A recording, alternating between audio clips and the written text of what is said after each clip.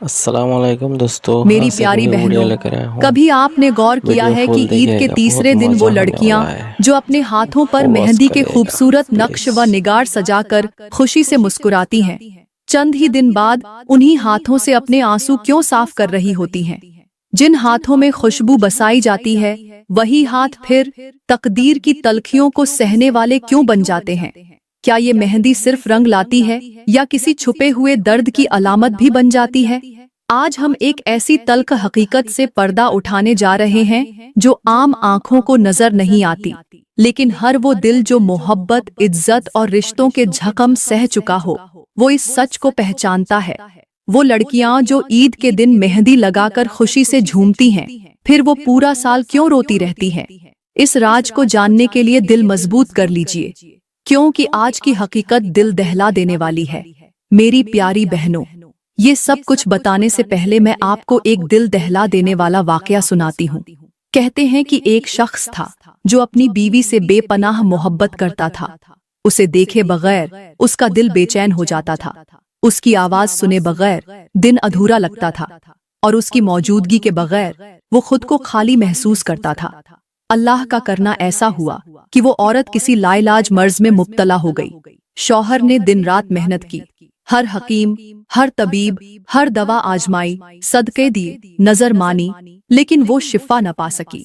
आखिरकार वो लम्हा आ गया जब उसकी बीवी इस दुनिया से रुखसत हो गई।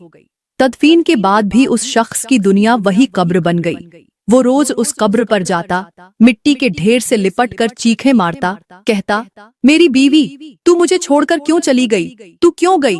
या तो मुझे अपने पास बुला ले या तू ही वापस आ जा। मैं तेरे बगैर जीना नहीं चाहता। एक दिन अल्लाह के नबी हजरत ईसा अलैहिस्सलाम का गुजर उस कब्रिस्तान से हुआ। अचानक किसी के रोने और सिसकने की आवाज सुनी। रुक गए, इधर उधर देखा तो एक कब्र के सिरहाने एक शख्स को बैठा पाया जो जमीन पर झुका रोता जा रहा था। हजरत ईसा अलैहिस्सलाम उसके करीब गए, नरमी से उसके कंधे पर हाथ रखा और पूछा, ऐ बंदा ए खुदा, तुम इतने दुख में क्यों हो? उस शख्स ने सर उठाया, आंखों से आंसू बहाकर कहा, ऐ अल्लाह के नबी, ये कब्र मेरी बीवी की है। मैं उससे बेपनाह मोहब्बत करता था, वो मर गई। अब मेरा दिल चाहता है या तो वो जिंदा हो जाए या मैं मरकर उसके पास चला जाऊं। हजरत ईसा अलैहिस्सलाम ने फरमाया, ऐ खुदा के बंदे, अगर तेरी बीवी अल्लाह के हुक्म से जिंदा होकर तेरे पास आ जाए तो क्या तू अपना ये रोना, ये फरियाद, ये बेकरारी खत्म कर देगा?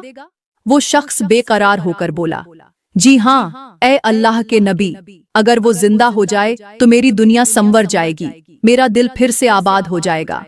हजरत ईसा अलैहिस्सलाम ने 2 रकत नमाज अदा की, फिर उस कब्र के सिरहाने खड़े होकर बुलंद आवाज में फरमाया, ऐ मुर्दे, अल्लाह के हुक्म से जिंदा हो जा और कब्र से बाहर निकला।